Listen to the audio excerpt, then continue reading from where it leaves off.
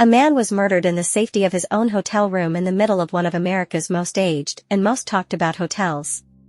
The circumstances of this event are truly mind-blowing. Let's dig deeper into what happened, and please kindly subscribe. Thank you. So, on January 5, 1935 in Kansas City, Missouri, a man named Roland T. Owen checked into the hotel president. Less than 10 years earlier, the hotel president had hosted the Republican National Convention, nominating Herbert Hoover for president, and Frank Sinatra had even performed there. Mr. Owen appeared a quiet man, entering the hotel seeking an interior room on the upper floors. The room he was allocated was number 1046.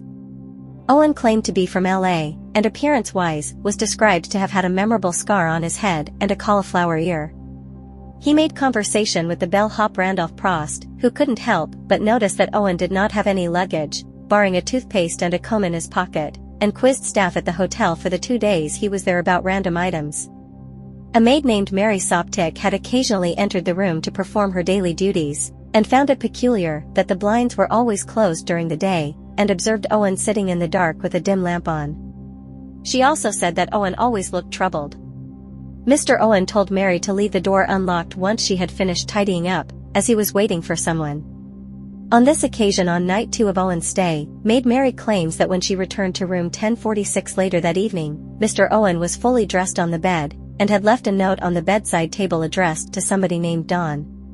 The note read, "Dawn, I will be back in 15 minutes, wait." But nobody was ever seen entering or leaving the room. Maid Mary Soptic also reported other unusual events, such as Owen's room was locked from the outside on one occasion, however the door could only be locked from the inside, piquing her interest.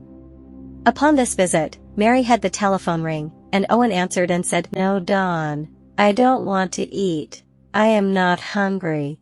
I just had breakfast. No, I am not hungry." Also on the second day, Mary alleged she heard 2 men talking inside room 1046, however when she knocked to change the towels, she heard a deep voice that did not sound like Owen. A guest in the adjacent room also heard talking coming from room 1046, including shouting and cursing. The following morning, receptionist Della Ferguson began her shift as the switchboard and planned to offer Mr. Owen a wake-up call, when she noticed that his phone was off the hook, and alerted bellhop Prost, who discovered the door or room 1046 locked with a "Do Not Disturb" sign displayed. A second bellboy by the name of Harold Pike used a key to let himself in. He was disturbed to find Owen naked and unresponsive in the dark, so simply placed the phone back on the hook before leaving.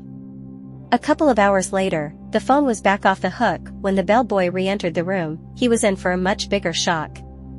This time Owen was on the floor, on his hands and knees, and his head was covered in blood. In addition, there was blood on the bed, in the bathroom, and smeared down the walls. The bellboy ran down to reception, and when he returned with a colleague, the door was blocked as Owen was slumped in front of it. The staff of the president attempted to communicate with injured Owen, but being severely dizzy, doctors were called to examine him. What they found was terrifying. Owen had previously been tied up with the telephone cord around his neck, wrists, and ankles. His neck displayed signs of strangulation, and he had been stabbed in the chest more than once. He also had an awful skull fracture from being struck in the head with an implement.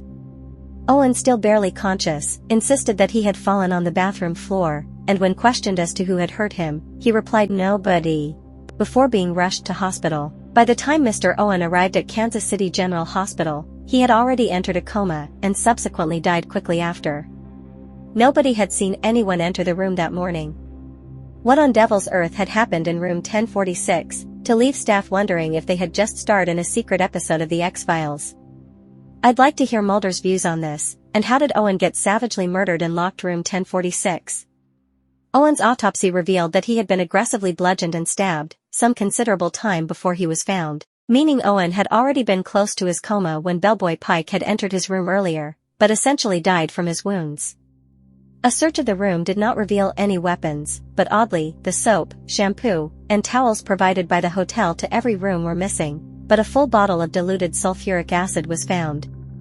The fingerprints of an unknown woman were also found on the telephone in room 1046.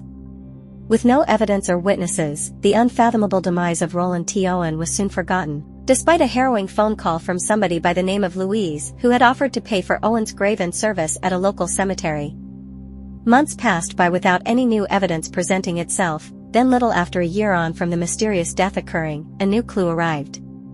A friend of Owen's named Ruby Ogletree of Alabama identified him in the newspaper due to the scar on his temple, and the truth gradually came out. Police were informed that during his childhood, he was involved in an accident with hot grease that left the large scar on his head. Ruby identified the man assumed to be Roland T. Owen as her son, real name Artemus Ogletree, born in 1915. Ruby alleged that her son had taken off for California and had not returned. The case was reopened, and soon they had a prime suspect by the name of Joseph Martin, who in turn was arrested in New York after killing his roommate and trying to transport the body to Memphis, although no charges were ever made.